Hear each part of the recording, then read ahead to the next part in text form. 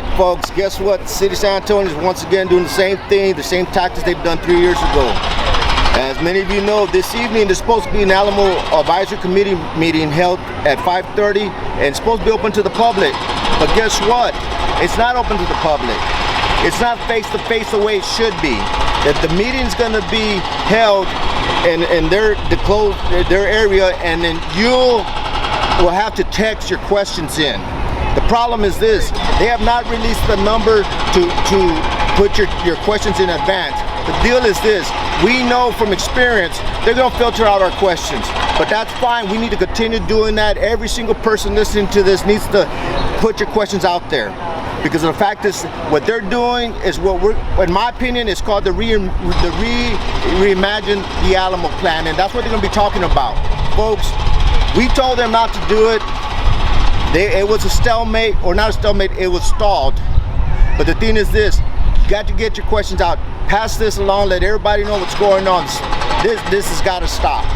We thought it was gonna be put to a halt. I don't know if you can hear the jackhammers in the back. They've been working still since that one THC meeting. Now the thing what I want to let everybody know, see, we thought with Roberto Trevino and Mr. Douglas, with them gone, it'll be a little bit better. But guess what? The people that had them replaced, in my opinion, again, are just as bad. And in fact, they might be worse. The thing is this: because this is something that should have been stopped. We need every single person out there to tune in this evening, and we'll let everybody know. And not only that, you need to plug in the Alamo Advisory Committee board here in San Antonio. Email them the questions, but let me let you know, those questions will not be in the meeting tonight. As long as everybody is texting the questions that are against it, hopefully they'll read some of these questions. But that's something that we'll see later on tonight. We just need everybody to do your part. That's right. We started giving our members and our supporters a heads up that this meeting was coming up on the 29th and the 31st.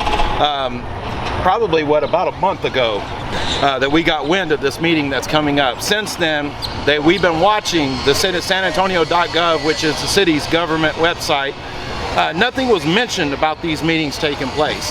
It wasn't until yesterday afternoon that they decided to pop all this stuff up. And when they did, they don't even list a YouTube channel. They don't list a way that you can call in for your public comments, even though number 5 on their meeting agenda is public comments. Also, they don't list the email address that you can send your email into to ask questions, although you're probably not going to get an answer. Now, the reason that we have such a big problem with this is that myself, Ramon, and a lot of the members of TITFF, we just sat through 16 and a half hours in the House committee meetings to testify on constitutional carry. They had 3 overflow rooms to handle all the people that were there. So if it's good enough for the House, it's good enough for the Senate, then why isn't the city of San Antonio actually having open meetings publicly in person like everybody else is? The reason is because the liberal mayor, Ron Nirenberg, who's so pro-mask, he's got it shoved up his backside. Now, I will say this. We did a lot of digging this morning, and we finally found the information about the meeting that's going to be held. It will happen tonight at 5:30, and then on the 31st at 5:30. These both will be broadcasted on YouTube. Now, we've posted a YouTube link, and I will go ahead and post the YouTube link at the end of this video, so that way you guys can go over and check this stuff out as well. It starts at 5:30. Public comment will probably happen around an hour later. But make sure that you send in your text, and make sure that you screenshot your text, so whenever your text is not read, we have proof. And once we found out proof that they were not doing what they're supposed to and actually engaging with public criticism over this. For those of y'all that don't know, their narrative right now is to say that the Alamo defenders were a bunch of racists, and that the 1836 battle was fought over slavery. We all know that's a bunch of bullshit. I'm sorry, but in Texas we call bullshit bullshit. And that's exactly what it is. This is a bunch of people from out of state Those that are in state are indoctrinated by their ancestors. They're either grandfathers or great-grandfathers that came over from Mexico or from other states that are trying to tell them this narrative and trying to run with this. This Alamo that sits here right behind us is to honor our fallen heroes. And they are heroes in Texas. Without them, Sam Houston wouldn't have been able to buy enough time to end up beating the Mexican army at San Jacinto. Now let me go back to what's taking place here on these meetings. We contacted the AG's office, Ken Paxton, this morning and told them about the violation of the Open the Meetings Act.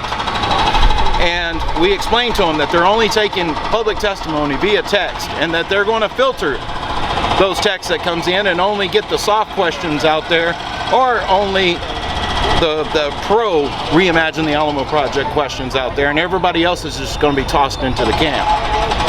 The AG's office specific words were, this was bad government practice. But the city of San Antonio found a loophole. Governor Abbott, when he signed forth all the COVID regulations, he included the Open Meetings Act in those government regulations. When he reopened Texas, he didn't include them. So the San Antonio has found a loophole so that they don't have to have their public meetings on this and get your opinion, get our opinion on this Reimagine the Alamo plan. And that's done on purpose. They will continue to have these meetings like this so that they get little to no pushback from the public on these meetings for as long as they can get away with it. After the AG's office told us that there's only two ways to go about this: file a lawsuit against them, or we could also talk to our legislators. So the first calls that we made was to Representative Kyle Biederman. Let him know what's going on. Kyle is now investigating into this, and he's starting to check this stuff out and see if there's anything that we can do to stop this and start having in-person meetings.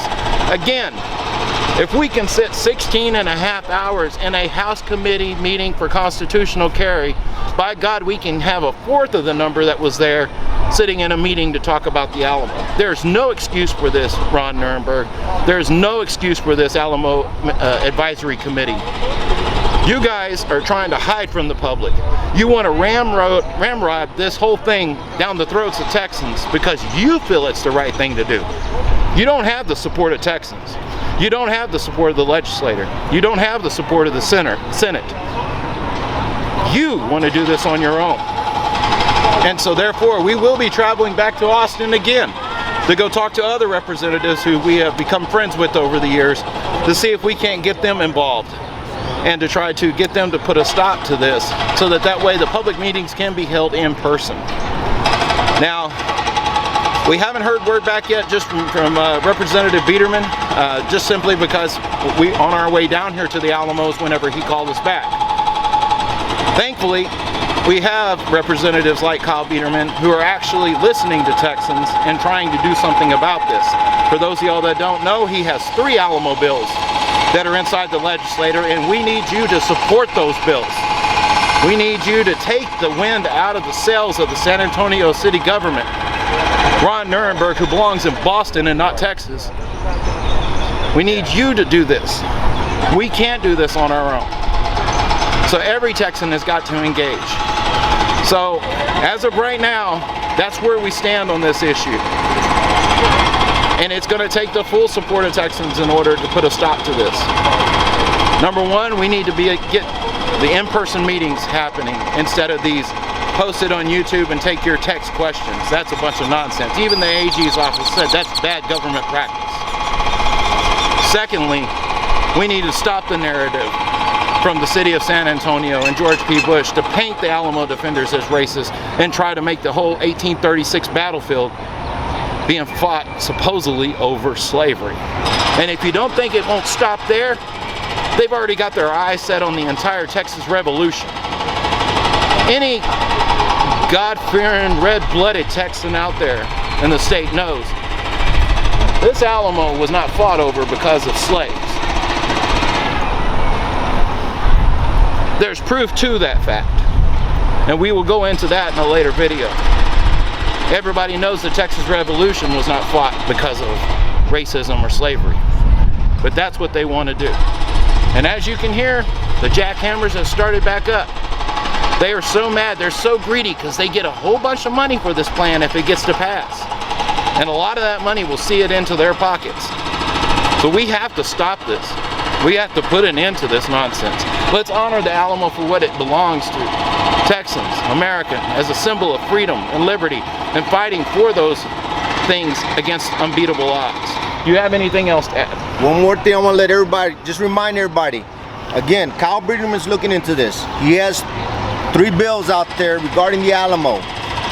He wasn't aware of this meeting today, and he's going to look into that as well too, which means he's going to come down, hopefully physically, but we know he won't be here physically today, to the city of San Antonio. But we need every single person out there because there's other legislators just like him that hold Texas history up high.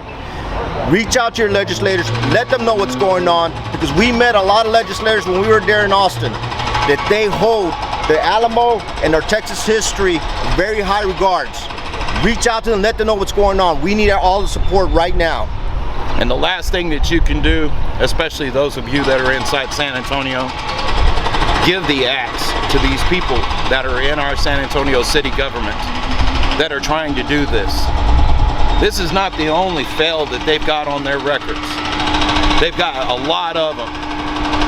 And if you don't think so, go back to one of our YouTube videos, the Nuremberg Notebook, and you can look at multiple fails from this mayor. He doesn't belong in Texas. He belongs back up in Boston with the rest of the liberals. So on that note, we'll say God bless Texas, remember the Alamo, and Texans, we need your support.